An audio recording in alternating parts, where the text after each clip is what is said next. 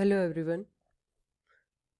In the last video, we started the topic Tools of Recombinant DNA Technology.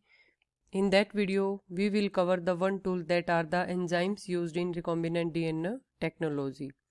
In this video, we will cover the second tool of recombinant DNA technology that are the cloning vectors. जैसे हम एक place से दूसरे place पे move करते हैं then we need vehicles. Likewise जो desired DNA हमारा एक सेल से या एक ऑर्गेनिज्म से दूसरे ऑर्गेनिजम्स में मूव करता है तो उस ट्रांसपोर्टेशन के लिए that also need some type of vehicles and that type of vehicles in this recombinant DNA technology are the vectors. So vectors are like the vehicles that transport the desired DNA into our host cells. So cloning vectors transfer the DNA fragment that contain our gene of interest and transfer this into the recipient or the host cell and are capable in replicating the host cell, because if they are not able to replicating then their number is not increasing. So this is also must for that. There are several cloning vectors used in recombinant DNA technology like plasmids, bacteriophage, cosmids, phasmids, bacterial artificial chromosome bags or yeast artificial chromosomes. For a vector being a cloning vector in recombinant DNA technology, it should have the properties. The first is origin of replication. A vector must have the origin of replication because without origin of replication it can't replicate in the host cell. So if it is have the origin of replication, it can replicate and make many copies of itself. It should have a selectable marker so that we can transfer or we can check whether the gene of our interest is being cloned or not. One or more restriction site for the restriction endonucleases so that we can insert our desired gene into the place or into the vector. Antibiotic resistance genes with the help of which we can check whether the host cell is transformed or not. A good vector has the many properties. So these are the properties of a good vector. It should be capable of autonomous replication at least in one host organism. एक host organism में वो autonomous replicate होना ज़रूरी है. It should be of small size so that जो complexity है, जो जैसे ही साइज रिड्यूस होता है उसका तो जो कॉम्प्लेक्सिटी होती है उसको जो हैंडलिंग करना होता है that become easy. It should be capable of amplifying the clone sequence. जो उसके अंदर हमारा डिजायर्ड जीन है, जो क्लोन सीक्वेंस है, उसको भी ये नहीं है कि सिर्फ खुद को एम्पलीफाई कर ले. वेक्टर जो हमारी क्लोन सीक्वेंस है, जो desired DNA gene of interest है, that should be amplifying in this vector in multiple copies. High copy number means जैसे ही जो नंबर इंक्रीज होगा that increase the expression of that our particular genes. तो अगर हमारा जो जीन ऑफ इंटरेस्ट है उसका कॉपी नंबर हाई होगा दैट मीन्स जो उसका एक्सप्रेशन है वो भी हाई होगा और वो शो करेगा phenotypic expression. This should have the unique cleavage site. Specific जो रेस्ट्रिक्शन एंडोन्यूक्लियेजेस हैं उनके लिए इसमें एक स्पेसिफिक क्लीवेज साइट होनी चाहिए ताकि हमें पता लगे कि कौन सा जो फंक्शनल वो जीन है उसमें से और कहाँ पे हमें उसको इंसर्ट करना है. It should have one or more genetic markers so that we can check our selection of the cloned molecules. It should be easy to detect with the simple genetic test whether the DNA is inserted or not. It should have the appropriate transcriptional और translational signals. जो cloning sites हैं उनके better expression के लिए, ताकि वो जो है अच्छे से एक्सप्रेस हो जाएं जिस भी होस्ट सेल में वो जा रहे हैं, तो उसके एक्सप्रेशन के लिए उनके जो साइड्स हैं क्लोनिंग साइट के वहाँ पे ट्रांसक्रिप्शनल और ट्रांसलेशनल सिग्नल्स होने चाहिए. It should have the proper host specificity. So these are the properties of a good vector. There are various type of vector and insert size in that. First is plasmid that have the smallest insert size 0.5 to 8 kilobase pairs, that is unit is kb means kilobase pairs. Bacteriophage insert size is 5 to 25 kb. Cosmids have the insert size 35 to 45 kb. Bag have the insert size 50 to 300 kb and yak have the insert size 200 to 1000 kb. Now we will discuss all these vectors in detail one by one in the coming slides. First plasmids, as we all know plasmids हैं क्या? Plasmids are the extra chromosomal elements in the bacteria and these replicate autonomously within the cells. So they act as a DNA carrier for the 8 kb size का जो हमारा gene of interest है, DNA fragment है, they carry only that size of the DNA. There are we will discuss, there are many plasmid vectors are discovered till now. We will study only two here. One is PBR322 and another is PUC19. So PBR322, this plasmid vector is identified by Bolivar and Rodriguez, जिसके नाम पे इसको ये नाम दिया गया P4 plasmid, B4 Bolivar and R4 Rodriguez. Characteristics of these plasmids are: size of this plasmid is 4361 base pair, or we can say that 4.4 kilo base pair. It has 2 resistance genes that act as a selectable markers, ampicillin resistance gene and the tetracycline resistance gene. It has one origin of replication and it has many restriction sites, specific restriction site for the restriction endonuclease like BMAHI, SAL-I, PUV2, EcoRI and PST1. So these are the sites for many restriction endonucleases. Second plasmid vector is PUC1. इसका भी जो नाम है, इसकी जो discovery हुई है, इसको डिस्कवर किया गया था यूनिवर्सिटी ऑफ कैलिफोर्निया में. That's why after this name UC is used. P4 plasmid and UC, university of California. This plasmid is of 2.7 kb in size and it possesses the col-E1 origin of replication. This is the PUC91. It has origin of replication and LEC-Z sequences with the help of which we can select whether the cell host cell is transformed or not. It has one resistance gene, that is ampicillin resistance gene, and it has the polylinker sequence or the multiple cloning site, जिसके अंदर बहुत से ये जो multiple cloning site है, it has a restriction site for the various restriction endonucleases. So this is all about PUC. It has high copy number in contrast to PBR. PBR इसकी जो copy number है that is 500 to 700 है PUC19 में, जो कि PBR 322 में less है. So that's why this is much better than PBR 322. This is the gene cloning using a plasmid vector. कि एक प्लाज्मिक वेक्टर को यूज करके हम जीन क्लोनिंग कैसे कर सकते हैं. So here is the plasmid DNA cut with the help of restriction endonucleases. Alkaline phosphatase treatment, alkaline phosphatase treatment देंगे तो जो 5 प्राइम एंड पे फॉस्फेट ग्रुप है that will removed. Similarly जो टारगेटेड DNA जिसमें हमारा जीन ऑफ इंटरेस्ट है उसको भी हम कट करेंगे रेस्ट्रिक्शन एंडोन्यूक्लियस की हेल्प से, and we will combine both of this with the help of DNA ligase, और DNA लाइगेज की हेल्प से यहाँ पे फॉस्फोडाइस्टर बॉन्ड बनेगा और इनकी जो फॉर्मेशन हो जाएगी and then it will transform into the host cell. So in this way we can use plasmid vector in gene cloning. Next vector after plasmid is bacteriophage. Bacteriophage आप सभी ने study किया है, फर्स्ट ईयर से आना शुरू हो जाता है वायरस बैक्टीरिया उन सबके स्ट्रक्चर्स. तो बैक्टीरियोफेज क्या है? Bacteriophage are the virus that infect a bacterial cell and this also replicate using the machinery of that bacteria. जिस बैक्टीरिया को ये इन्फेक्ट करेंगे उसी की मशीनरी को यूज करके ये रेप्लिकेट करते हैं. So bacteriophage are the bacterial virus that carries the desired gene to the host cell. Means bacteriophage क्या है? बैक्टीरियल वायरस है जिसके अंदर हम अपना जीन ऑफ इंटरेस्ट को डालेंगे और वो हमारी जो होस्ट सेल है उसमें उसको इंसर्ट कर देंगे. तो वायरल डीएनए है दैट मे बी लीनियर और circular, that may be single stranded और डबल स्ट्रैंडेड डीएनए. वेक्टर जो बैक्टीरियोफेज के जो वेक्टर डिजाइन करते हैं that is M13 phase and lambda phase जो मोस्टली यूज होते हैं. लैम्डा फेज वेक्टर क्या है? This is the structure of the lambda phase vector.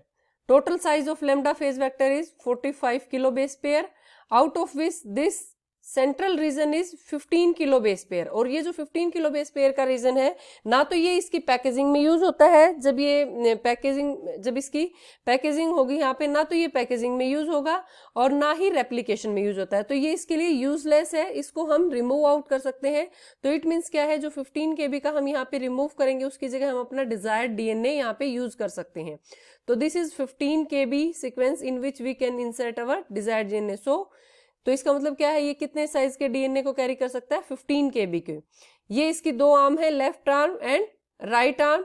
Left और राइट आर्म पे दोनों पे आप देखोगे आपको ओवर हैंगिंग्स दिखेंगी। यहाँ पे सिंगल स्ट्रैंडेड DNA है, ये 12 बेस पेयर का सिंगल स्ट्रैंडेड DNA होता है और इन 5 प्राइम एंड्स पे, और इनको ही हम बोलते हैं कोस साइट्स। और ये कोस साइट्स किस में हेल्प करती हैं, इसकी सर्कुलराइजेशन। जब वेक्टर में सर्कुलर फॉर्म में होता है, सर्कुलराइजेशन होता है, तो उस टाइम पे सर्कुलराइजेशन में ये कोस साइट इसकी हेल्प करेंगी।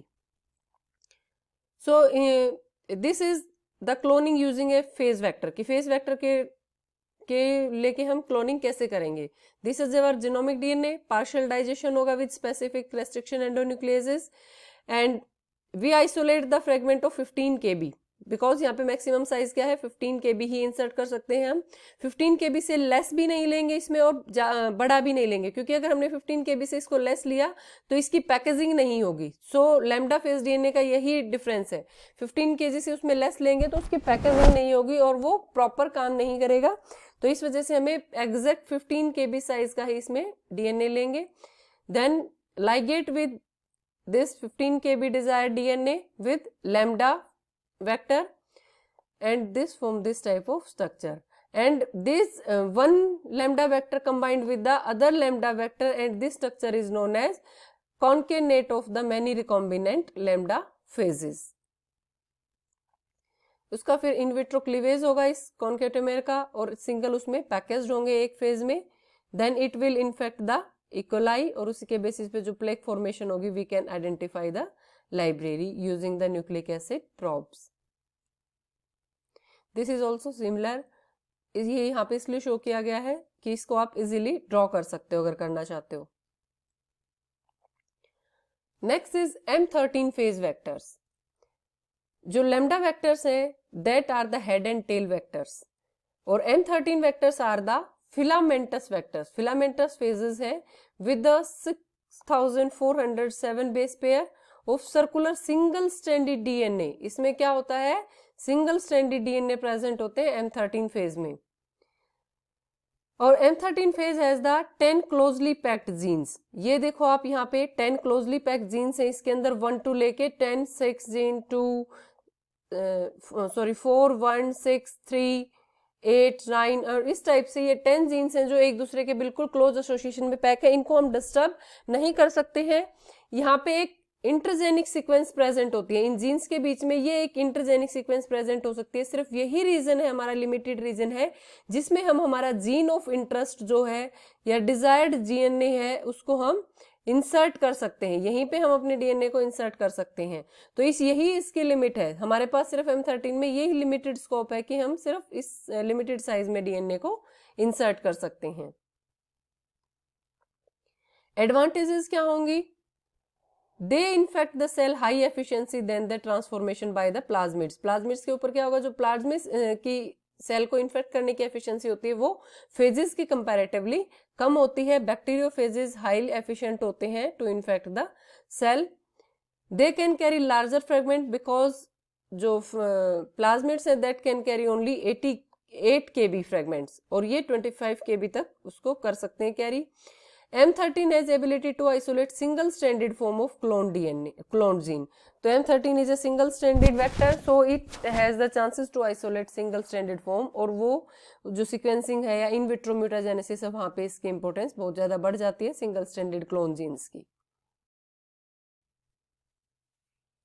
Next vectors are the cosmids.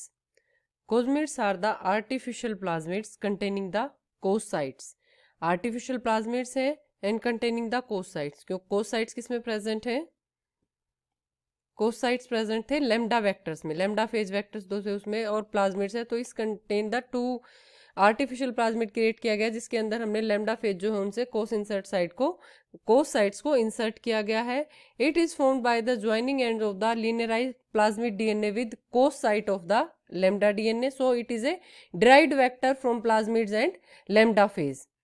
It has the origin of replication, selectable marker gene from the plasmids. जो origin of replication and selectable marker genes है that are from the plasmids, और जो cause and sequences हैं that are from the lambda genes. Size of cosmid phases and cosmids phage and hybrids can carry the DNA up to 45 kilo base pair, जहाँ पे lambda phase pair सिर्फ 25 केबी carry कर रहा था और जो plasmids है वो अकेले सिर्फ 8 केबी, बट इसके जो हाइब्रिड है ये इंक्रीज हो गया है, इसका साइज जो कैरी करने का DNA that is 45 KB. They can replicate like plasmid, जो क्योंकि ओरिजिन ऑफ रेप्लिकेशन किसका है इसमें, प्लाज्मिड्स का है, तो इसका जो रेप्लिकेशन होगा that will be plasmid like and can be packaged like phase lambda because of cos sites. So we can use cosmids in gene cloning like this wise. This is the cosmids having this cos sites from lambda phase and this origin of replication and this sequences ampicillin या फिर जो antibiotic resistance genes है, these are from the plasmids. When we will cut this vector with the help of specific restriction endonucleases that is SCA1, then it will form a linear molecule presenting cos site at its both ends. Then again cut it with the help of BAMH1 at this site, restriction endonuclease BAMH1. उसके basis पे हम इसको cut करेंगे and we can insert our desired gene here. That gene should be of 45 kilo base pair so that it can packaged in the phase or in host cell. So it will form like this. With the help of this we can join with the help of ligase we can join this cosmids vector with our desired DNA. So it will form this 50 kb sequences. It will then get packaged into the host cell and can be used in the gene cloning. Next is phasmids. Like cosmids, phasmids are also have the properties of both plasmids and the phases, because इसके अंदर भी दोनों की sequences present होती हैं.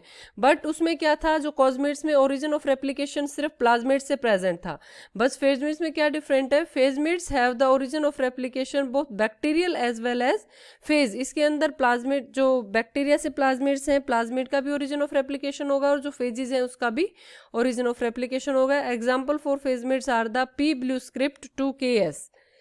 This can be maintained as plasmid की तरह भी इसको maintain कर सकते हैं and can be packaged as a single stranded DNA in the viral particles also.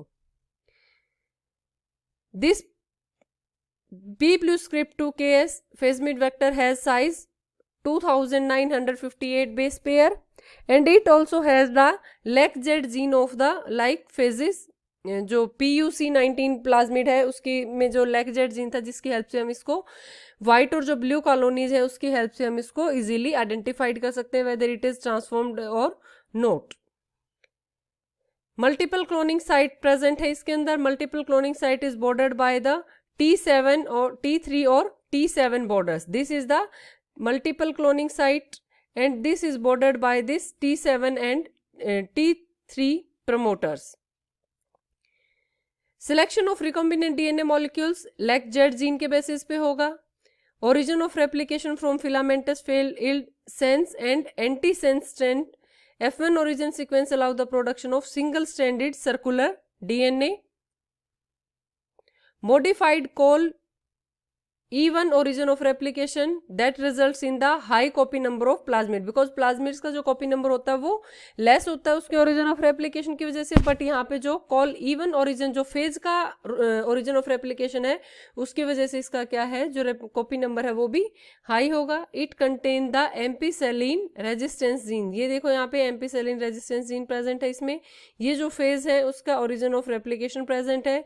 This is the LECZ जिसके बेस से हम blue and white colony के बेसिस पे इसको सेलेक्ट कर सकते हैं. And this is the high copy plasmid origin of replication. So this vector can be used to generate single stranded DNA और RNA that is complementary to either of the two strand, जो कि foreign DNA को हम insert करेंगे उनमें से किसी का भी एक copy होगा ये. So with this we have covered the 4 vectors in this video: plasmid vectors, bacteriophage vectors, cosmid vectors and phasemid vectors.